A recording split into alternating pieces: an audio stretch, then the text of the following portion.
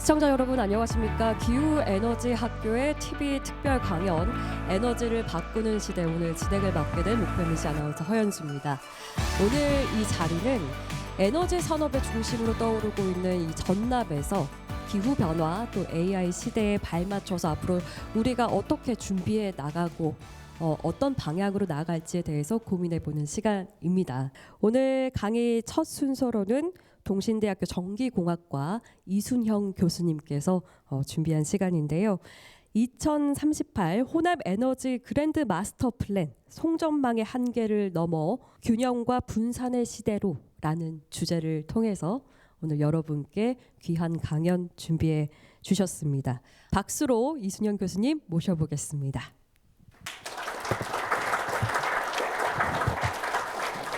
여러분 반갑습니다. 방금 소개받은 저 이순형입니다.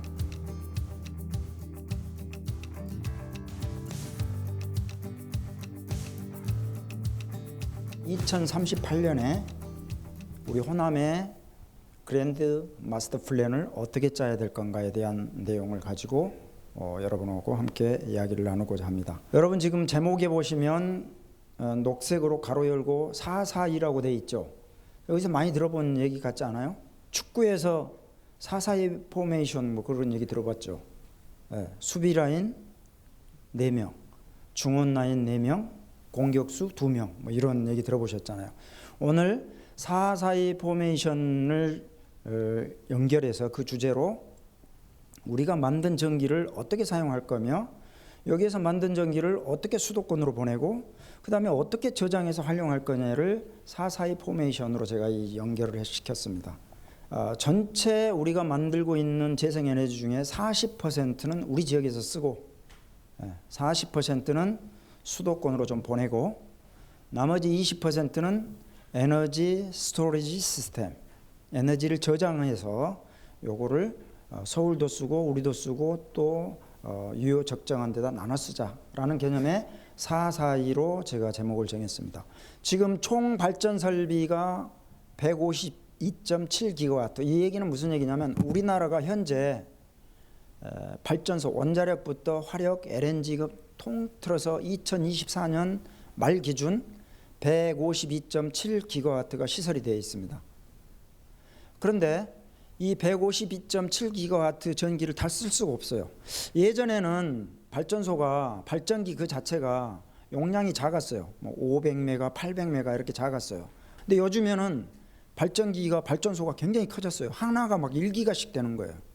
그래서 저기 152.7기가와트를 만들어 놨는데 그걸 전기를 쓰는 게 아니고 수리하는 것도 있고 대비하는 것도 있고 비상용으로 준비하는 것도 있고 이렇게 해서 실질적으로 전력을 공급할 수 있는 능력이 한 90기가와트 정도 됩니다.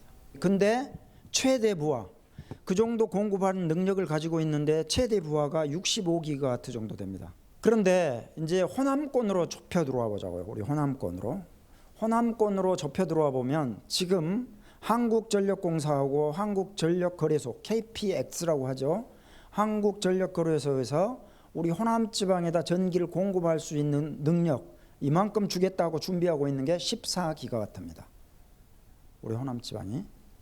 근데 우리 지역의 최대 부하가 7기가와트라고 내가 해놨는데 약 5.5기가와트에서 7기가와트가 왔다 갔다 합니다. 그러면 아까 65기가 정도 되는 데서 우리 호남이 7기가와트나 5.5기가와트니까 굉장히 부하가 전국에 비하면은 부하가 작죠. 자, 그래서 5.5에서 7, 약 6기가와트 쓴다고 보고요. 그 다음에 송전선로 4.5기가와트라고 해놓은 거는 무엇을 얘기하냐면 우리 호남지방에서 만들고 있는 전기를 수도권으로 보낼 수 있는 고속도로가 송전선로가 3, 4호 송전선로가 4.5기가와트를 보낼 수 있도록 만들어져 있습니다. 지금 14기가와트는 공급을 받을 수 있는 능력이고 우리 지역은 약 5.5에서 7기가와트 정도 쓸 수 있는 능력을 가지고 있고 그게 혹시 남으면 4.5기가와트는 중앙으로 보낼 수 있는 어떤 인프라를 가지고 있습니다. 근데 여기서 4.5기가와트 이상이 되면 출력 제한을 해야 돼요. 출력 제한. 전기를 끊어야 돼요. 그래서 이재명 대통령께서 에너지 고속도로를 만들어서 4.5기가보다 훨씬 많은 전기를 수도권으로 보낼 수 있는 길을 만들겠다라고 해놓은 게 에너지 고속도로예요. 그게 얼마를 만들겠다고 하느냐면 28기가와트를 만들겠다는 거예요. 그게 2038년까지 72조 8천억을 들여서 만들겠다는 거예요. 그래서 제가 제목을 2038년으로 제가 제목을 잡은 거예요. 빨간색 호남권 노랗게 돼 있어서 빨간색으로 되는 게 5.3기가와트라고 돼 있죠. 아까 제가 얘기한 호남에서 사용하는 5.5에서 7기가와트 사이에 들어있는 우리 호남권에 사용하고 있는 전기 양입니다. 이 양이 전라북도, 전라남도, 강주, 광역시까지 다 포함해서 그렇습니다. 그런데 저 윗부분에 영남권이라고 되어 있는 부분이 19.6기가와트라고 되어 있죠. 약 20기가와트 쓰고 있습니다. 그러니까 그쪽은 뭐 조선소, 현대자동차 뭐 이런 자동차 공장이 많으니까 부하가 많아요. 근데 여기는 공장이 적고 부하가 적은 겁니다. 그러면 약 20기가 대 6기가 정도 되는 거, 3분의 1 정도 되지 않습니까? 근데 제가 여기 보시면 14기가는 우리가 받을 수 있는 공급량인데 7기가와트라고 해놓은 거는 제가 여기 5.3기가에서 최대 부하의 7기가를 얘기해 놓은 겁니다. 그리고 파란색으로 지금 해져 있고 중간에 글씨 써진 4.5기가와트가 수도권으로 올라가는 길 2개가 있다는 겁니다. 보통 송전선로는 하나를 하지 않습니다. 2개를 이상을 합니다. 왜냐하면 외비선로 때문에 그렇습니다. 3, 4, 5가 하나 고장나면 완전히 전기가 스톱해버리기 때문에 절체를 해서 넘어가야 되거든요. 그래서 보통 2개 선로를 하는데 하나에다 50% 이상을 잘 걸지 않습니다. 요게 고장이 나면 이쪽으로서 100을 보내야 되기 때문에. 이제 그런데 우리는 지금 보낼 수 있는 게 45기가와트다. 이걸 좀 기억하고 계세요. 그렇다면 이제 442 전략을 제가 설명을 하고자 하는 겁니다. 최적 송전을, 그러니까 수도권으로 보낼 수 있는 걸 약 40%, 우리 지역에서 만든 전기를, 그리고 우리 지역에서 쓰는 전기를 한 40%, 그리고 저장이나 변환 장치를 통해서 저장이나 이런 걸 쓸 수 있는 게 한 20%를 쓰면 2038년까지 아주 문제없이 전기를 공급하는 고퀄리티, 품질이 아주 좋은 전기를 공급할 수 있는 전략이다라고 교수님이 시뮬레이션을 한 겁니다. 이거는 여러 가지 소프트웨어를 통하고 그다음에 우리 전체 국가의 전기 시설, 우리 지역에 향후에 늘어날 수 있는 전력 소비량, 그리고 우리가 발전하는 발전량, 그다음에 송전선로, 전기의 품질 이런 것들을 다 가지고 시뮬레이션을 해보니까 교수님이 할 때는 442 전법이 가장 맞다. 자, 호남권의 그러면 현재 상황을 예측을 해보자. 2038년에 예측을 한번 해본 거예요. 2038년이 가면 총 공급 능력을 16기가와트로 제가 보고 있습니다. 아까는 17기가인데 2038년인데 줄었지? 밑에 글씨를 보면 영광 원전, 한빛 원전이 1기, 1호기, 2호기가 정지합니다. 그때 2036년에 정지하는 거로 돼 있어요. 왜냐하면 1호기, 2호기를 지금 수명을 끝내고 끝낼 거냐, 아니면 다시 수리를 해서 10년을 더 쓸 거냐 가지고 지금 논쟁을 하다 아마 10년을 더 쓰는 거로 지금 하고 있는 것 같아요. 그걸 감안한 거예요. 그러면 지금 한 6기가 정도, 6개 6기가 정도 만들고 있는데 2036년 정도 되면 2개가 없어져 버린다고 가정하니까 거기에서 빠지고, 그래서 한빛에서 한 4기가 정도, 그 다음에 여수 화력, 복합 화력에서 지금 만들고 있는 전기가 제로가, 앞으로 화력발전소는 점점 없앨 거로 생각하고 있기 때문에 그걸 제로로 놓고 보면, 그 다음에 재생에너지가 약 55.3기가와트 정도 늘어날 거로 보고 있습니다. 자, 왜 이렇게 추정을 하냐면 우리 호남해가 아무리 재생에너지가 많더라도 무조건 하는 게 없어요. 송전계통이 안 만들어져 있으면 만들어봐야 보낼 곳이 없으니까 돈 들여서 만들 필요가 없잖아요. 풍력이나 이런 거를. 그래서 교수님이 시뮬레이션을 해보니까 55.3기가와트예요. 자, 이걸 여러 가지로 유추할 수 있어요. 지금 김성환 기후에너지 환경부 장관께서 100기가와트를 2030년까지 하겠다고 얘기하세요. 100기가와트를. 자, 그거를 한번 우리가 비교를 해서 거기에 한 40%를 해보면 약 40기가에서 약 55기가 정도 된다. 그리고 우리 지역에서 2030년, 31년에 38년까지 대기하고 있는 물량의 실효를 보니까 약 55기가와트 정도 된다. 그래서 이제 이건 좀 달라질 수 있겠지만 예측을 한 거예요. 그런데 55기가와트를 다 쓰는 게 아니고 태양광 발전 같은 경우는 이용률이 15%밖에 안 됩니다. 여러분 24시간 중에서 3.6시간 내지 4시간밖에 발전 안 하기 때문에 그거를 약 15% 정도 보고 있습니다. 자, 풍력 발전 경우에는 지역에 따라 위치에 따라 약간씩 다르지만 25%에서 30 또는 33% 이렇게 달라집니다. 그래서 태양광과 풍력을 평균으로 놓고 보면 한 20% 정도나 22% 정도 볼 수 있어요. 그래서 약 20% 정도 잡으니까 12기가와트를 24시간 사용할 수 있다. 이런 계산이 나옵니다. 이거를 단순 계산으로 그냥 실효 계산이다. 이렇게 제가 계산을 했어요. 그리고 그러면 지역의 최대 부하는 12기가와트 정도까지 사용할 수 있으면 좋겠다. 그런데 2038년에 12기가와트를 쓸 수 있는 우리 산업을 만들어낸다면 어마어마한 산업을 만들어낸 겁니다. 거의 배 가까이 만들어내는 겁니다. 그러면 광양제철 같은 공장도 하나 더 들어와야 되고 여천 산단 같은 것도 들어와야 되고 뭐 강주 시내 아파트부터 우리 목포고 이런 시설이 똑같이 하나 카페에서 똑같이 들어와도 12기가와트가 될까 말까 하는 얘기죠.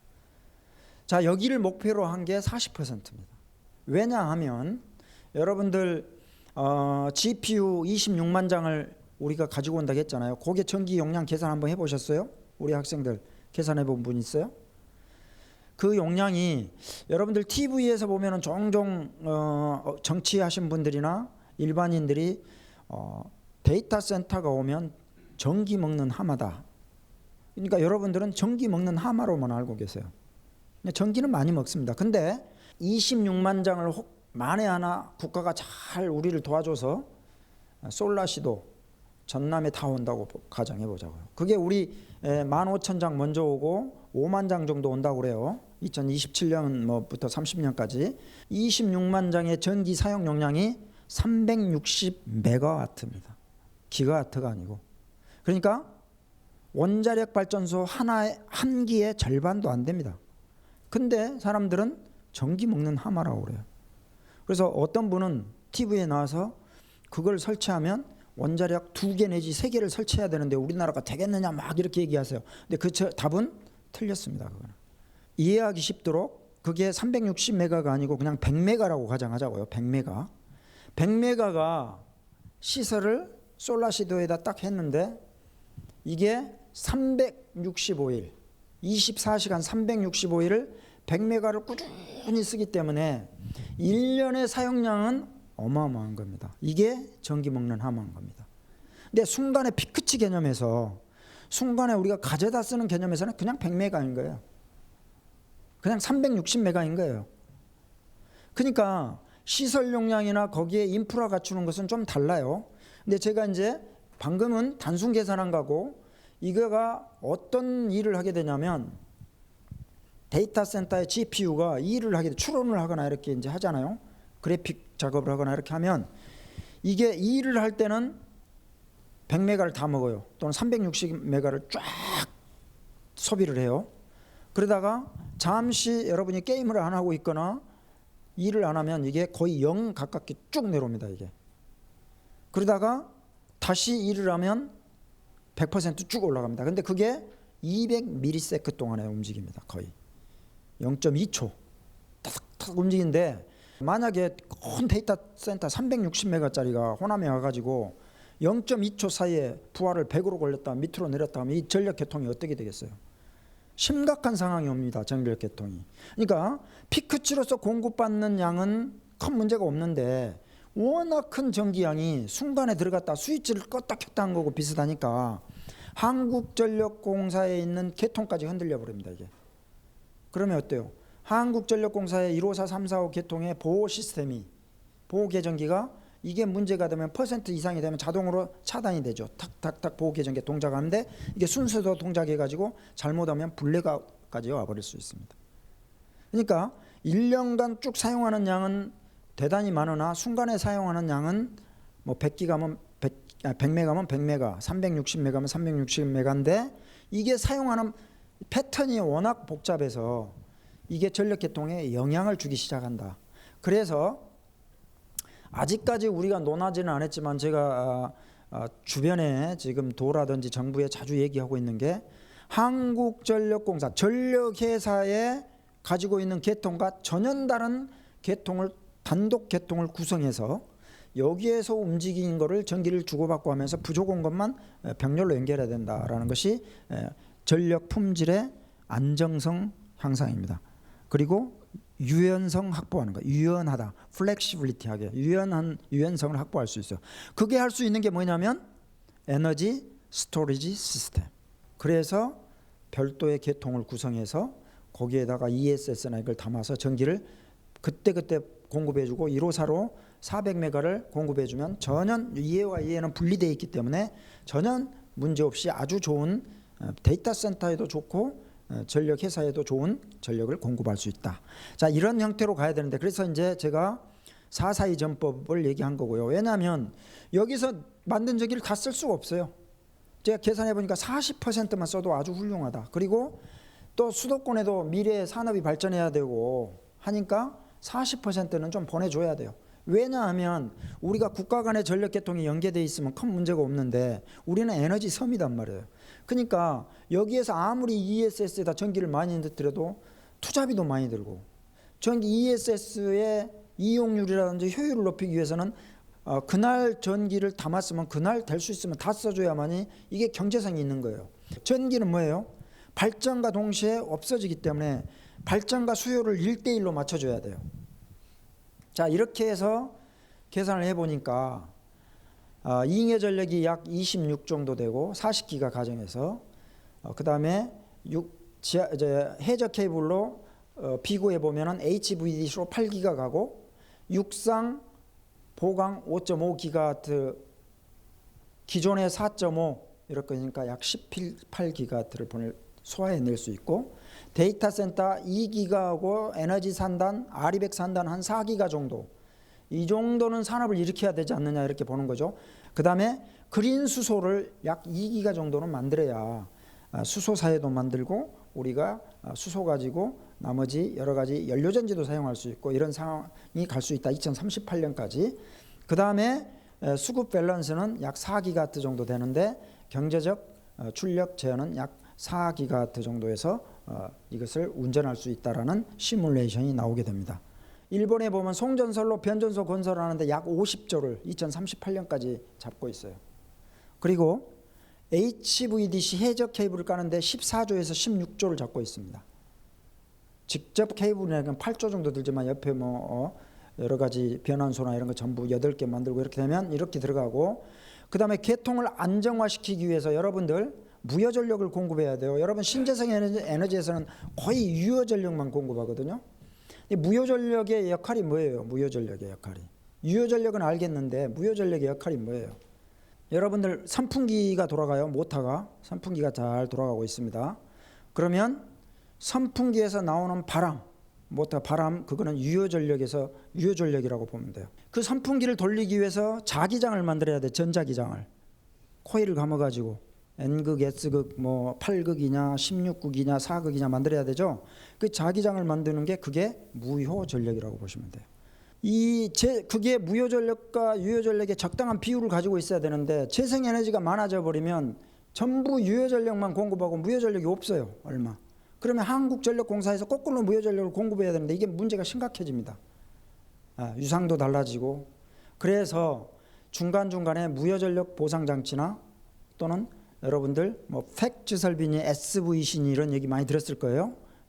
전력공학 책에 보면 그런 것들을 가지고 거꾸로 강제적으로 무효전력을 공급해 줘야 됩니다. 가스터빈 발전기나 원자력 발전 같은 경우는 터빈이 돌아가잖아요. 터빈이 돌아가기 때문에 관성이 있어요. 계속 돌아가려는 관성이 있어요. 그래서 전기 품질이 아주 좋습니다. 근데 재생에너지는 PCS나 인버터를 쓰기 전자회로를 써가지고 가기 때문에 날씨가 해가 뜨거나 해가 지거나 바람이 불면 이게 출렁출렁 그대로 표현이 돼요. 나타나요. 이렇게. 그러니까 주파수가 굉장히 빨리 흔들린단 말이에요.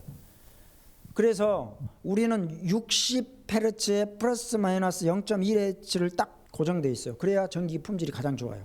전 세계에서 우리나라가 전기 품질이 1등, 2등 왔다 갔다 해요. 일본하고 우리하고.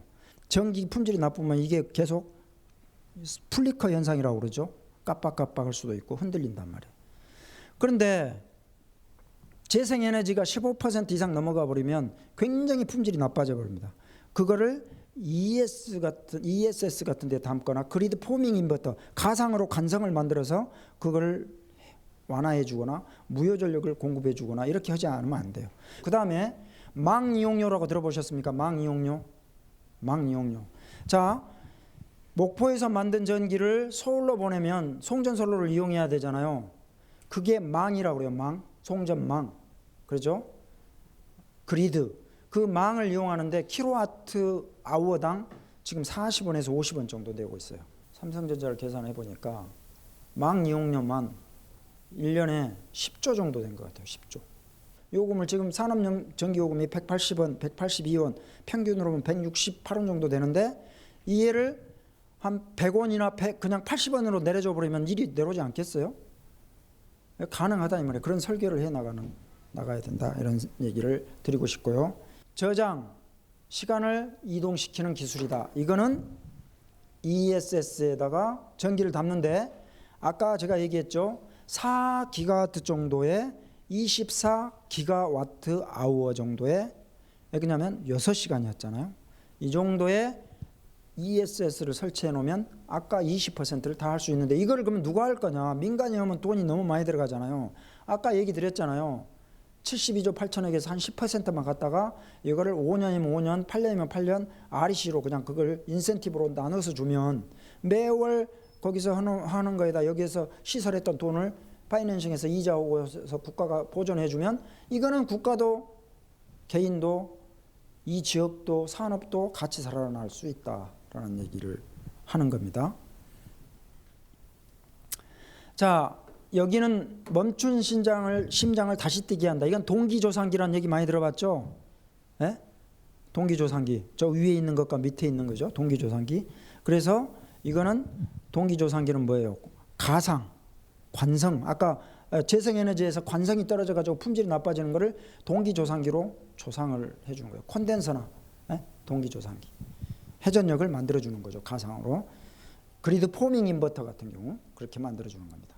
그래서 결론적으로 우리 호남권의 전력 현황은 4.4 이전법에서 16, 12, 10.5기가와트로 가면은 가장 2038년까지 이 시뮬레이션대로만 가면은 성공할 수 있다. 국가도 성공하고 지역도 성공할 수 있다.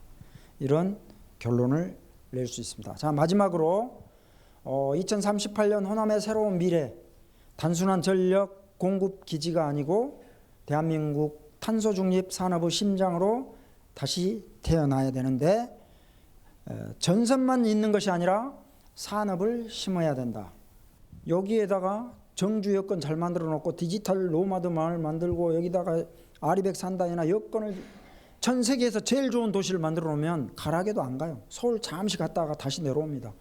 이 호남이 솔라시도가 아리백 산단이 그리고 데이터 센터가 집중해 있는 곳이 에너지의 중심이 되고 심장이 돼서 전 세계에 에너지를 하는 사람은 반드시 여기 와서 몇 개월 살다 가거나 여기에서 그런 어떤 프로그램을 거치지 않으면 세계의 에너지 전문가로서 인정을 받지 못할 정도로의 중요한 핵심 기지를 만들면 여기는 반드시 성공할 수 있다. 그게 가능하다. 말로만이 아니라 2038년 호남의 새로운 미래는 40%, 20%로 마무리 짓자. 이렇게 설명을 드리면서 제 강의를 마무리하도록 하겠습니다.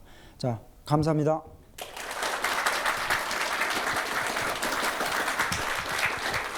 질문 사항 있으세요? 제가 지금 목포공업고등학교 교장이거든요. 아, 예. 예, 우리 학생들이 인솔에서 왔는데 예. 고등학교에서 데이터 센터와 또 전기와 관련해서 할 수 있는 역할이 뭐가 있을까요? 저는 강주광역시하고 우리 전남하고 협업을 해야 돼. 플랫폼을 만들어야 된다고 생각을 해요. 강주시에도 제가 계속 얘기하고 있고요. 그게 무슨 얘기냐면 우리 전기공학은 그렇습니다. 데이터 센터를 하면요. 전기 설비가 어마어마하거든요. 그 후방 산업들 뭐 퓨지컬이라든지 뭐 거기에 인공지능이라든지 이런 것도 있고 그다음에 이제 냉각 설비가 어마어마하게 들어갑니다. 냉각 설비 산업이라든지 그다음에 각종 그 전력 기자재 산업이라든지 이런 것들이 중심이 될 거라고 봅니다. 특히나 재생에너지, 풍력, 태양광 이런 것도 많이 있기 때문에 이런 것들 산업들이 대기업들이 들어오고 그렇게 되면 우리 전기공학 학생들이 목포를 떠나지 말고 여기에서 있어도 저는 충분할 정도가 2027년 이후에는 만들어지기 시작하지 않겠는가라는 희망을 갖고 있거든요. 그리고 그렇게 할 수 있도록 설계를 해야죠. 그런 것들 시설들이 이런 것들이 오고 거기에 뭐 전기 기사 뭐 예를 들어서 뭐 안전관리자 그다음에 제조하는 거 관리하는 거 이거 어마어마하죠. 그 산업이. 그 산업을 반드시 키워야 됩니다. 그래서 희망을 갖고 우리 지역에서 이런 산업이 살면 떠나지 않고 함께 산업을 만들어가고 우리 생활을 할 수 있도록 그렇게 만들어갔으면 좋겠습니다. 여러분들 희망 가지세요. 저는 여기서 마치도록 하겠습니다. 감사합니다.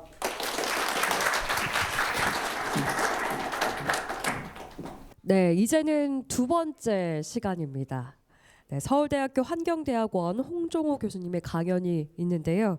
이 강의 주제는 탄소 중립 시대의 세계와 대한민국, 우리는 무엇을 준비해야 하는가입니다. 오늘 강연 박수로 모시면서 함께 하시겠습니다.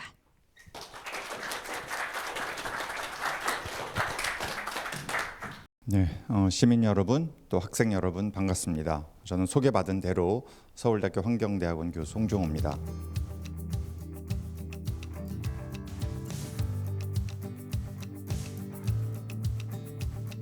오늘 저는 이 자리에서 기후가 어떻게 탄소를 매개로 경제와 지역 발전과 일자리와 연계되는지를 여러분께 풀어내려 합니다. 그래서 앞으로의 이 탄소의 문제는 또 기후의 문제는 단순히 환경 문제가 아니고 이것은 곧 경제 문제고 우리의 일자리 문제고 우리 지역 균형 발전의 문제고 우리 다음 세대의 미래의 문제다라는 것을 여러분께 설명드리고 싶습니다. 전 세계는 지난 2000년 동안 경제 성장에 대한 관심이 높았음에도 불구하고 실제 인류가 이른바 근대적 의미의 경제 성장을 해왔던 기간은 딱 200년입니다. 경제학의 가장 큰 연구 주제가 도대체 우리는 어떻게 경제 성장을 지속할 수 있을까라고 하는 것이라면 사실은 19세기 초반부터 지난 200년 동안 인류는 경제 성장을 해왔다. 그 전에는 사실상 경제 성장이라는 것은 매우 미미했다라는 것이죠. 도대체 무엇이 이러한 경제 성장을 가능하게 했을까? 이것이 그 다음 질문입니다.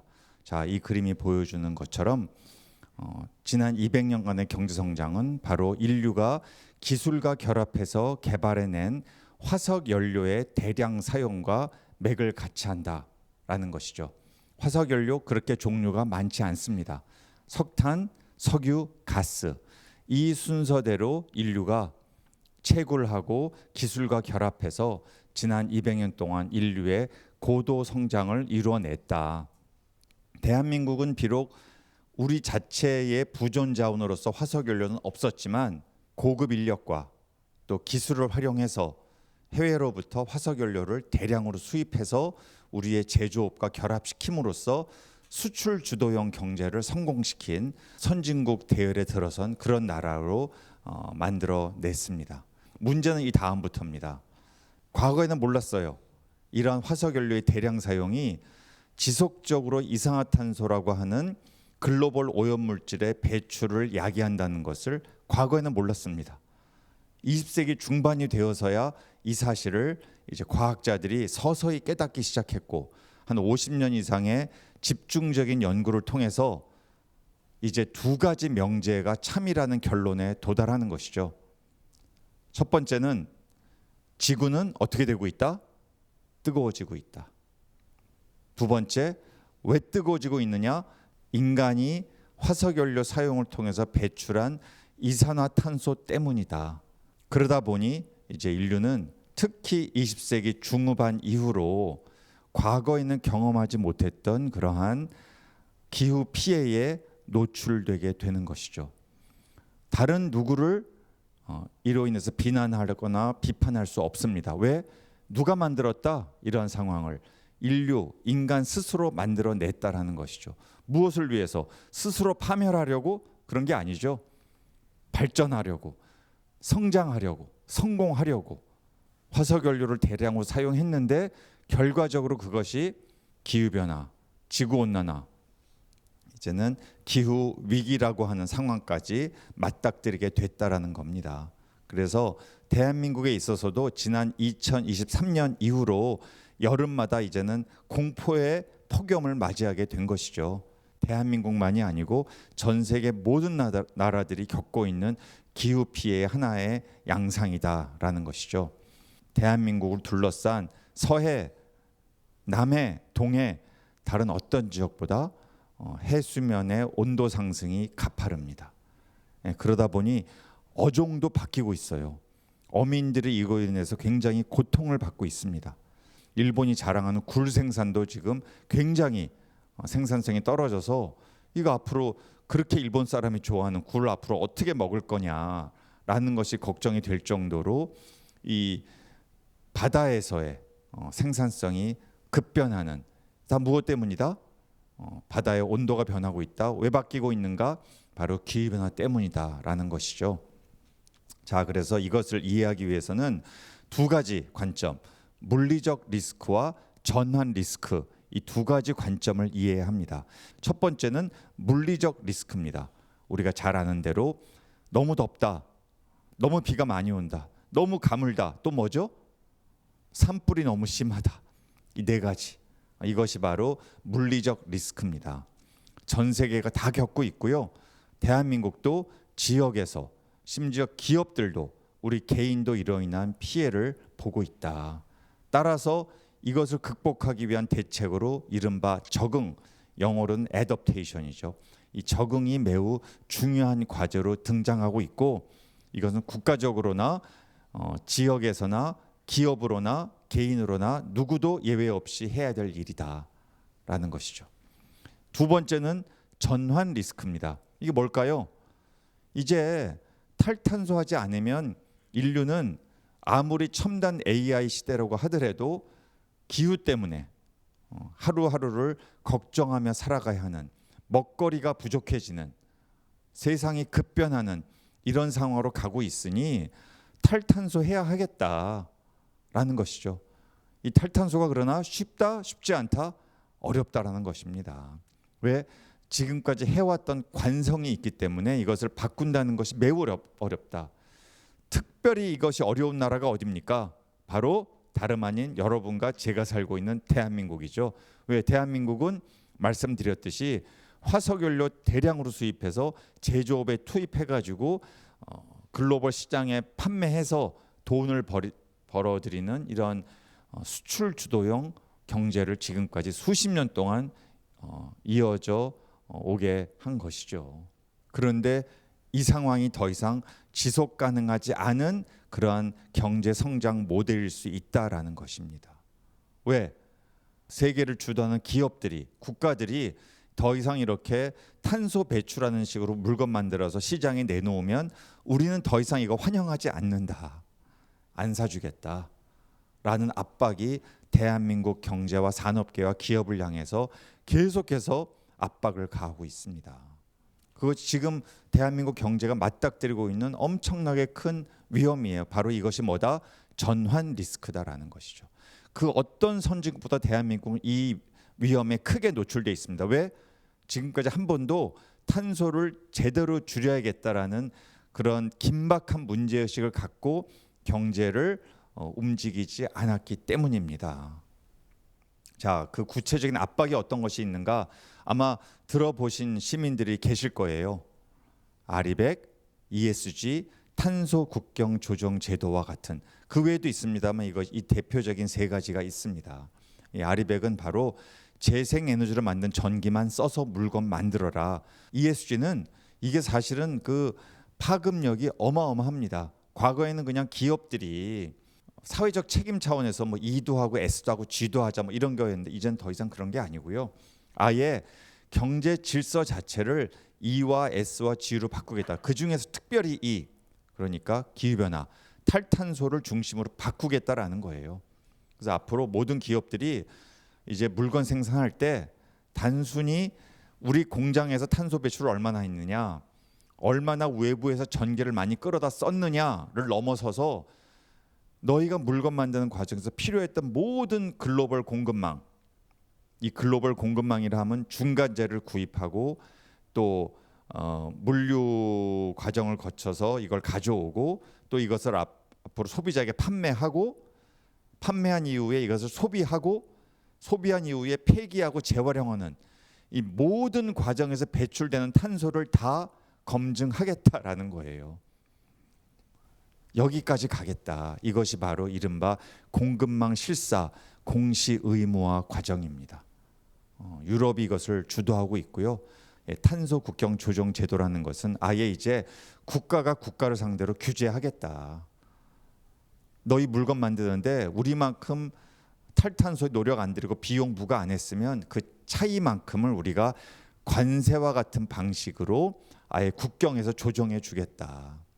따라서 우리가 그렇게 안 했으면 우리의 물건값이 훨씬 더 비싸지게 되는 효과를 가져오는 겁니다. 이런 일들이 이제 시장에서 벌어졌고 벌어지고 있는 것이죠. 여기에 대한민국은 얼마만큼 잘 적응할 수 있는가? 안타깝게도 우리는 1차 에너지원을 어마어마하게 93% 수입하는 나라고요. 원전의 밀집도는 세계 1위면서 재생에너지 발전 비중은 세계 꼴찌인 나라입니다. 탄소 배출은 2022년 기준으로 세계 9위인 나라예요. 지속 가능한 대한민국을 만들어낼 수 있을까에 상당히 부정적인 지표들이 너무나 많다라는 사실입니다. 자, 이것이 왜 중요한가? 한국은행에서 이러한 연구 결과를 냈어요. 만약에 전 세계가 탈탄소에 노력을 들이지 않는다면 또는 탈탄소에 노력을 들인다면 다 미래의 가능성들이죠. 세계는 특히 대한민국은 어떻게 될 것이냐?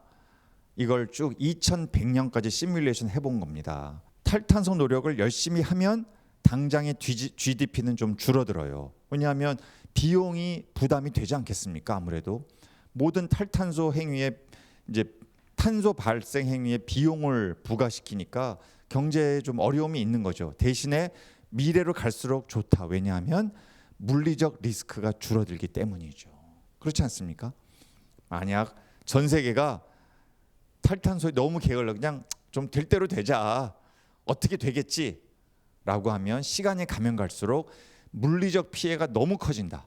그래서 2100년이 되면 대한민국 경제는 기준선보다 21% GDP가 줄어들 것이다.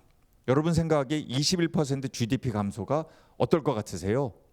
크다고 느낍니까? 생각보다는 안 크네라고 느끼세요? 대한민국이 역대 가장 GDP 감소가 전년 대비 컸을 때가 바로 이른바 IMF 때입니다. 1998년 약 마이너스 5% 성장을 마이너스 5% 정도 성장했어요. 21% 어떤 일이 벌어지겠어요? 일단 일자리 초토화되는 겁니다. 안 그래도 AI 때문에 일자리 없어진다고 하는데 지역 경제 초토화되는 거예요. 아니 그 이전에 전 세계적으로 이런 일이 벌어지면 어떤 일이 일어나겠어요? 먹거리가 없어져요. 먹을 물이 없어집니다. 그럼 사람들이 어떻게 될까요? 다급하니까 서로 생존을 위해서 물을 찾고 먹을 걸 찾겠죠. 에너지를 찾겠죠. 싸웁니다. 분쟁과 전쟁이에요. 이런 시나리오가 충분히 가능하다. 제가 괜히 겁을 주는 게 아니고요. 그만큼 우리가 이 탈탄소를 하지 않는다는 것이 가져올 미래의 위험을 제가 말씀을 드리는 겁니다. 산업은요.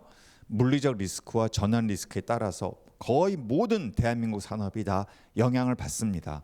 농업, 식료품업, 음식업, 건설업, 부동산업, 관광산업, 발전산업 또 모든 탄소 집약적인 산업, 우리나라의 주력 제조업들이 있죠. 정유, 화학, 시멘트, 철강, 화력발전, 반도체까지 다 여기에서 자유롭지 않아요. 여러분들이 앞으로 가고자 하는 직장들이 여기 다 들어가 있는 거예요. 그런 것이 우리가 제대로 준비하지 않으면 우리에게 피해로 닥쳐들 일이다라는 겁니다. 말씀드렸듯이 이것은 기후가 실물 경제로 나아가 금융까지 연쇄적으로 파급력이 있다는 그런 사실을 잘 보여주고 있고요. 그렇기 때문에 이제 대한민국 경제는 금융 산업에 이르기까지 어디에도 이 기후 문제로부터 자유로운 산업과 기업은 없다. 이 말씀을 꼭 드리고 싶습니다. 그래서 이제는 기후는 경제 문제고요. 새로운 탈탄소 무역 규범이 현실화하고 있고 중요한 것은 여기에서 대안이 없지 않다. 빨리 에너지 수급 구조를 뭘로 바꿔야 한다? 재생 에너지로 바꿔야 한다. 이것은 먼 미래 이야기가 아닙니다. 재생에너지는 현재 이미 글로벌하게는 가장 싸고 가장 빠르게 설치할 수 있는 가장 효과적인 대안이다. 이게 완벽히 검증이 됐어요. 유럽에서, 미국에서, 많은 개도국에서, 중동에서, 중국에서, 심지어 일본에서도 풍력과 태양광이 너무나 빠르게 싸게 설치할 수 있는 훌륭한 대안으로 이미 자리 잡고 있다라는 것이죠. 안타깝게도 아직까지 대한민국은 그 흐름이 탄력을 받지 못하고 있다. 이것이 제가 가장 안타까운 것이고요. 빨리 여기에 대해서 우리 국민 전부가 동의를 하고 컨센서스를 만들어서 이 길을 가야 한다라는 것을 꼭 강조하고 싶습니다. 그 결과 이게 하나의 통계 수치로 나타나는데요. 대한민국은 전 세계 국가들, 특히 OECD 선진국 중에서 재생에너지 발전 비중이 가장 낮은, 한마디로 너무 차이나는 꼴찌인 나라입니다. 10% 정도에 불과해요. 가까운 일본이 25%입니다. 중국이 34%를 찍었어요. 독일은 60%를 향해 갑니다. 영국도 50%를 넘어섰어요. 덴마크는 90%라 우리가 쳐다볼 수가 없어요. 이것이 대한민국의 현실입니다. 여러분 아마 청년들이 많이 있으니까 뭐 디지털 이런 관심 많을 거예요. 그래서 지금 이 AI가 거대한 광풍이 불고 있는데요. 우리 기후의 에너지의 관점에서는 과연 이 AI 기술의 발전 그리고 AI 소비의 급격한 증가가 전력 소비에 얼마만큼의 증가를 가져올 것인가, 그리고 이 전력 소비는 어떤 전기로 충당할 것인가가 굉장히 중요한 이슈가 되고 있습니다. 그래서 최근의 흐름들은 무조건적으로 전력 소비가 기하급수적으로 늘 것이다라는 그런 관점보다도 오히려 이 AI가 오히려 에너지 효율을 높이고 전력 소비의 효율을 높이고 또 전력 소비를 최소화하면서 AI 기술을 발전시키는, 에너지 효율과 AI 산업의 발전이 함께 가는 이런 식의 흐름들이 굉장히 시장에서 잘 나타나고 있다. 굉장히 중요한 포인트고요. 이것은 왜 그러냐면 투자자들과 소비자들이 AI 다 좋지만 이게 기후 피해를 가져와서 우리의 미래가 너무 암울해지는 것은 제 아무리 AI 좋아도 이건 아니다라는 또 하나의 인식과 흐름이 있다라는 것이죠. 저는 결국은 앞으로 AI 시장에서의 궁극적인 승자는 누가 전력 소비를 최소화하면서 가장 효율적인 AI를 사용하게 훈련하게 만들 것이냐, 학습하게 만들 것이냐, 여기에 달려 있다라고 생각을 합니다. 자, 지역별로 이렇게 전력 소비는 또 굉장히 양극화돼 있어요. 전력 공급이 많고 소비는 적은 지역과 전력 공급은 적고 소비는 많은 지역. 이게 이제 앞으로 대한민국이 해결해야 될 커다란 과제입니다. 저는 이렇게 생각해요. 이제 앞으로 태양광 풍력 공급 많은 지역에 그 전기를 필요로 하는 산업시설, 기업들이 내려와야 된다, 들어와야 된다라고 생각해요. 무조건 수도권에 다 이런 공장 짓고 시설 지은 다음에 나라가 알아서 전기 공급 남쪽에서 가져오든 제주도에서 가져오든 동남권에서 가져오든 가져와라.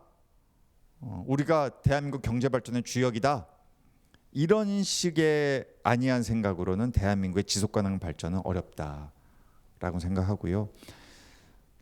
전국적인 사회적 비용으로 생각하면 오히려 이런 시설들이 전기를 많이 필요로 하는 데이터 센터라든지 반도체라든지 전기차라든지 또 2차 전지라든지 이런 핵심 산업들이 이제 아리백을 달성할 수 있는 전기를 만들어주는 지역에 입지하는 것이 그게 기업에게도 좋고 국가적으로도 비용을 줄이는 길이고 지역 경제 발전에도 도움이 되고 청년들에게도 희망을 줄 수 있다. 앞으로 대한민국의 미래는 이제 당연히 청년들에게 달려 있고 그것은 또 우리 기성 세대가 어떻게 대한민국 발전을 위해서 좀 더 바람직하고 좀 더 미래지향적이고 좀 더 탈탄소며 기후 문제를 해결하는 방향으로 그러나 첨단 기술을 혁신을 놓치지 않는 이 방향으로 가는가에 달려 있다고 생각하고요. 여러분들도 희망을 갖고 또 지역에서도 이러한 꿈을 위해서 실현하는 그러한 훌륭한 정치인, 책임 있는 정치인, 또 그러한 전문가, 또 그러한 언론이 많이 나오기를 바라는 마음입니다. 고맙습니다. 네, 질문 있으세요?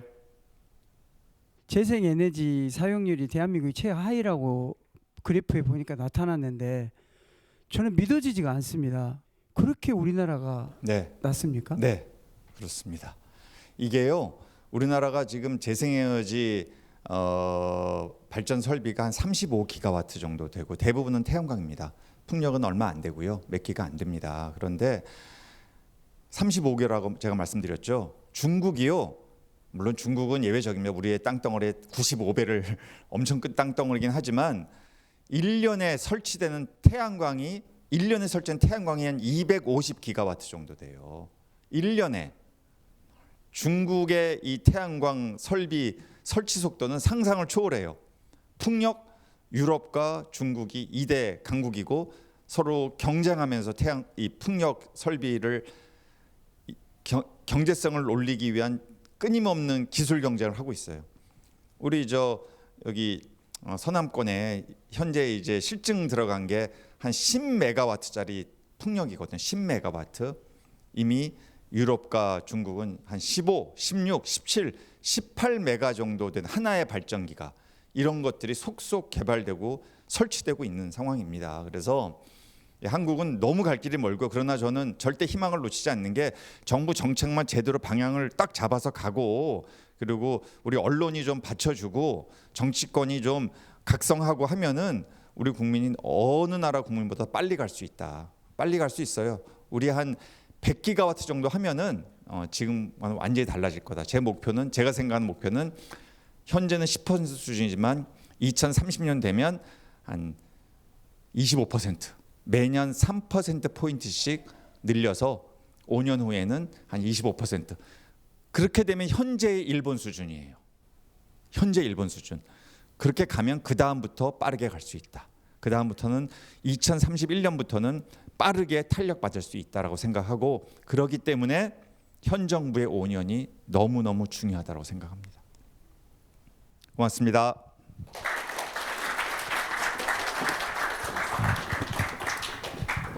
네, 홍정호 교수님 말씀까지 저희 한번 들어봤는데요. 여러분, 오늘 이 에너지를 바꾸는 시대 오늘 강연은 어떠셨습니까? 좀 괜찮으셨어요? 이해하는데 좀 도움이 되셨을까요? 네, 고맙습니다. 말씀하신 대로 이게 에너지 산업과 이 기후 위기와만 관련된 게 아니라 정말 더 나아가서 우리 일상과 경제까지도 영향을 미치는 것 같습니다. 그리고 오늘 질의하는 걸 보면서 또 우리 지역민들께서 얼마나 이 부분에 대해서 관심을 갖고 있는지에 대해서도 저도 많이 느낄 수 있었던 것 같아요. 그래서 한 분 한 분 관심을 더 많이 가져주신다면 좀 오늘 강연처럼 더 나은 발전을 좀 기대할 수 있지 않을까 싶습니다. 그러면 저희 오늘 에너지를 바꾸는 시간 이상으로 마치도록 하겠습니다. 함께해 주신 여러분 고맙습니다.